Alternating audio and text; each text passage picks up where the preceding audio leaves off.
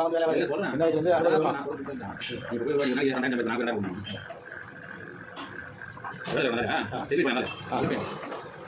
அவர் வீட்டுல கொடுத்துருந்தாங்க ice factory வச்சிருக்காங்க. அது சொல்ல தெரியல.